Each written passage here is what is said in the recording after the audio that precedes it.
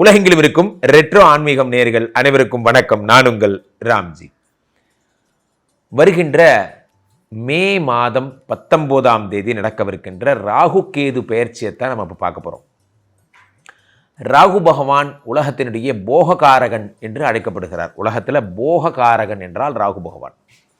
கேதுவை நாம் மோட்சகாரகன் என்று அழைக்கிறோம், ராகுவை போககாரகன் என்று அழைக்கிறோம். ராகு என்ன தருவார் அப்படின்னா தொழில் முன்னேற்றங்களை தருவார். ராகு தான் அசுர தயாநிதினு பேர். ஒருத்தனை ஒரே தூக்கி மேலே வைக்கிற ஆள் யாருன்னா ராகு தான் அந்த மாதிரியான பெரிய லெவல் ஜம்பிங்லாம் தருவார். உலகத்தில் எது இதெல்லாம் சிற்றின்பங்களோ அதுக்கெல்லாம் அதிபதி யாருன்னா ராகு. ராகு பகவான் எங்கிருந்து வரார்? இப்போ மீனத்திலிருந்து கும்பத்துக்கு வரார். ஆனால் ராகு தான் வெளிநாட்டு கடவுள் என்று அழைக்கப்படுகிறார். வெளிநாட்டு வேலைகள், சார் நான் ஃபாரின் போகணும், இங்கே மாதிரி இதுக்கு போகணும், குளிர் பிரதேசங்களுக்கு போகணும், என்ன நீங்கள் ஆசைப்பட்டாலும் சரி அந்த ஆசையை நிறைவேற்றுவது என்ன அப்படின்னா அந்த ராகு பகவான் தான். பல பேருடைய டைவர்ஸுக்கு காரணமாக இருப்பதும் இந்த ராகு பகவான் தான். ராகு வந்தால் டைவர்ஸ் பின்னாடியே வருதுன்னு அர்த்தம். ஸோ அப்போ அந்த ராகு பகவானுடைய பெயர்ச்சியை நாம் உற்று நோக்க வேண்டிய கட்டாயத்தில் இருக்கிறோம்.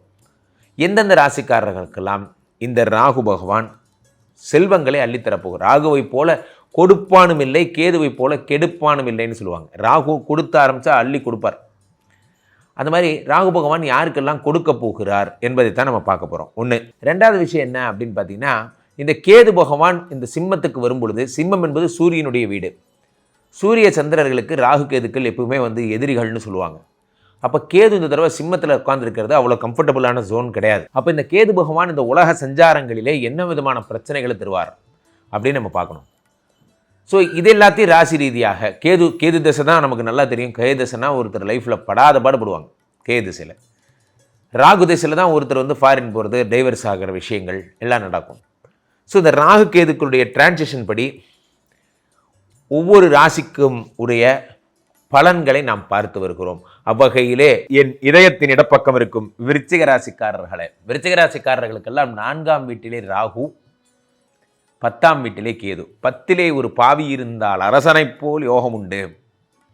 10ஆம் வீட்டில் கேது வந்துட்டார், அரசனை போல யோகம், பெரும் யோகம், குபேர யோகம்லாம் கிடைக்க போகுது. காரணம் என்னென்னா அந்த 10ஆம் இடம்ங்கிறது அவ்வளோ சென்சிட்டிவான ஒரு இடம், அவ்வளோ முக்கியமான ஒரு இடமாக கருதப்படுகிறது. இந்த 4ஆம் இடம் என்பது உயர் கல்வி, உயர் பதவி, மரியாதை, மதிப்பு. இந்த இடத்துல ராகு பாம்பு வரும்போது என்ன ஆகிறதுனா உயர் கல்வி, உயர் பதவியெல்லாம் கொடுப்பார். ஆனால் 4ஆம் இடம் என்பது கற்பு என்பதால் ஒரு சின்ன பிரச்சனை உண்டாகிடுவார். யார் கூட பேசிகிட்டு இருக்க, உனக்கு இவருக்கு என்ன சம்பந்தம், அது என்ன ராத்திரி 1 மணிக்கு ஃபோன் பண்ணுற பழக்கம், இந்த மாதிரி ஏதாவது ஒரு எதேச்சையாக நடந்தது கூட கண்ணு காது மூக்கு வச்சு பேசுவாங்க. சார் 10ஆம் வீட்டிலே கேது பகவான் இருக்கும் பொழுது என்ன ஏற்படும்? பெருஞ்சொத்து. என்ன பண்ணுறாருன்னா சிச்சுவேஷனை ஹேண்டில் பண்ண கற்றுக்கணும். அந்த சிச்சுவேஷனை ஹேண்டில் பண்ணுற வித்தையை உங்களுக்கு இந்த கேது சொல்லி தருவார். இந்த சிச்சுவேஷனை ஹேண்டில் பண்ணுறது. சார் வாழ்க்கையில் எவ்வளோ பெரிய பிரச்சனை வேணால் வரட்டும், அந்த பிரச்சனையை நீங்கள் எப்படி எதிர்கொள்கிறீங்கிறத பொறுத்து தான் அந்த பிரச்சனை வரும். ஒரு உதாரணத்துக்கு சொல்கிறேன். ஒரு கோழி கடைக்காரர், ஒரு பவுல்ட்ரி கோழி பண்ணை வச்சுருக்காங்க இல்லையா, அந்த பவுல்ட்ரி வச்சுருக்கவங்க என்ன பண்ணாங்களாம், இந்த பவுல்ட்ரி வச்சுருக்கிறவங்க ஒரு நாள் ஒரு 2 அதிகாரியை அந்த பவுல்ட்ரி ஷாப்பை விசிட் பண்ண வந்தாங்களாம். அப்போ அந்த கோழி பண்ணைக்காரர் என்ன பண்ணாராம், வந்த அதிகாரிகிட்ட பேர் கெட்டு போயிடக்கூடாதுங்கிறதுக்காக, அதெல்லாம் நல்லா பார்த்துக்கிறேன் மேடம், அதெல்லாம் அருமையாக பார்த்துக்கிறேன், கோழியெல்லாம் சும்மா பிரமாதமாக வளர்கிற மாதிரி முந்திரியும் பிஸ்தாவுமா போட்டு கோழியை வளர்த்துறேன், சும்மாலாம் நினச்சிக்காதீங்க, வேறு லெவல் ப்ரொமோஷனில் பண்ணிட்டுருங்க என்று சொன்னாரா. அடுத்த நாள் போன உடனே ஒரு ஓலை வருது வீட்டுக்கு. அவங்க வந்தவங்க வருமான வரித்துறை அதிகாரிகள்.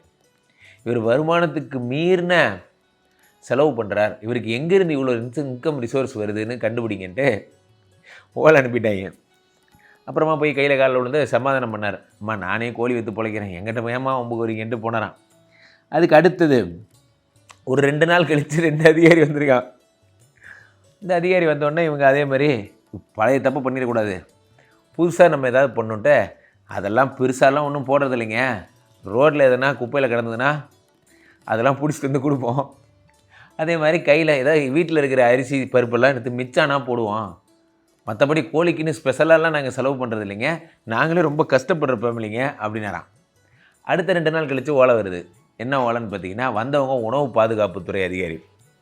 தரமற்ற முறையில் கோழியை வளர்த்துறீங்க, இந்த கோழியை சாப்பிட்றவங்களும் செத்து போயிடுவாங்க, அது மாதிரி கழிவுகளெல்லாம் உண்ண வைக்கிறீங்கன்ட்டு கேஸ் பண்ணாங்க.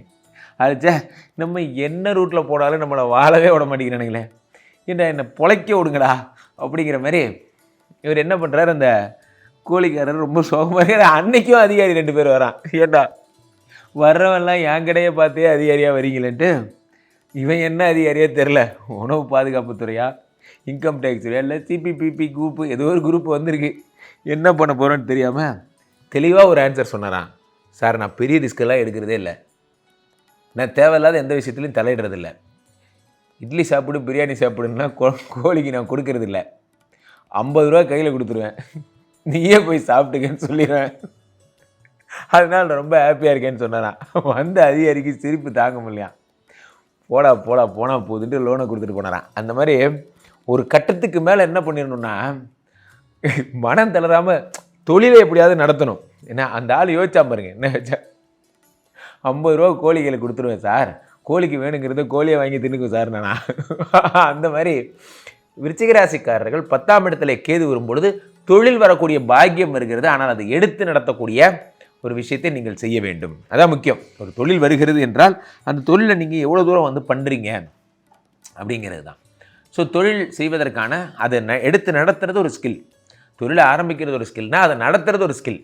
ஸோ அப்போது விருச்சிகராசிக்காரர்கள் இந்த வருடம் இந்த ராகு கேதுக்களால் நிதானத்தையும் பொறுமையும் கற்றுக்கொள்ளப் போகிறீர்கள். உங்கள் மீது வரும் விமர்சனங்கள் எல்லாம் 4ஆம் இடத்தில் இருக்கக்கூடிய ராகுவினால், நீங்கள் வேலை பார்க்கலான்னு யாராவது சொன்னாங்க, என்றைக்குமே ஒன்று புரிஞ்சுக்கோங்க, உங்களை யாராவது வேலை பார்க்கலான்னு சொன்னாங்கன்னா அதுக்கு அலோவ் பண்ணாதீங்க. விளையாட்டுத்தனமாக சொன்னால் கூட அலோவ் பண்ணாதீங்க. உனக்கு என்னப்பா ஆன் டியூட்டியே, காலையிலே கிளம்பிடுவேன், இங்கே பாருங்கள் உங்கள் வேலையை பற்றி நான் பேசுகிறேன்னா என் வேலையை பற்றி நீங்கள் பேசாதீங்க. சின்ன கிண்டல் தான். அப்புறம் என்ன ஆகும், ஒரு ஆன் டியூட்டி போனால் ஜாலியாக இருக்காரு, அவருக்கு என்னப்பா ஆன் டியூட்டியே, உனக்கு என்னப்பா அப்படிங்கிற மாதிரி. அப்போ என்ன ஆகுனா ஒரு இமேஜே வந்துடும், நீங்கள் வேலை செய்யலைங்கிற ஒரு இமேஜ். சும்மா தானே கிண்டல் பண்ணுறான் அப்படின்னு அலோவ் பண்ணாதீங்க. சும்மா கிண்டல் பண்ணாலுமே அதுதான் நாளைக்கு வாழ்க்கையில் நிரந்தரமாயிடும். அப்போது ராகு 4ஆம் வீட்டுக்கு வரும்போது கற்பதெல்லாம் பற்றி நம்ம ஏன் கவலை பண்ணோம், நல்லவங்க. நம்ம இந்த மாதிரி வார்த்தைகள் மட்டும், யாராவது உங்களை கிண்டல் பண்ணுறாங்க, உனக்கு என்னப்பா இருக்கப்பட்டவ, இங்கே பாருங்கள் தேவையெல்லாம் பேசாதீங்க, என் பிரச்சனை என்னன்னு எனக்கு தான் தெரியும், இந்த மாதிரிலாம் கிண்டல் பண்ணாதீங்க அப்படிங்கிறத ஃபஸ்ட்டே சொல்லிடுங்க. விளையாட்டாக இருக்கிற வரைக்கும் பிரச்சனை இல்லை, விளையாட்டு விபரீதமாக மாறக்கூடாது. அதை விட பார்த்துக்கோங்க. கீழே போய்ட்டு இந்த 2 நம்பரை கூப்பிடுங்க, சொந்த ஜாதகத்தை பார்த்துக் கொள்ளுங்கள். உலக புகழ் வாய்ந்த நமது ஸ்ரீமடத்திலே தினசரி நடக்கின்ற விஷ்ணுமாயா ஹோமங்களில் கலந்து கொள்ளுங்கள். மீண்டும் ஒரு நல்ல பதிவில் சந்திப்போம். நன்றி, வணக்கம்.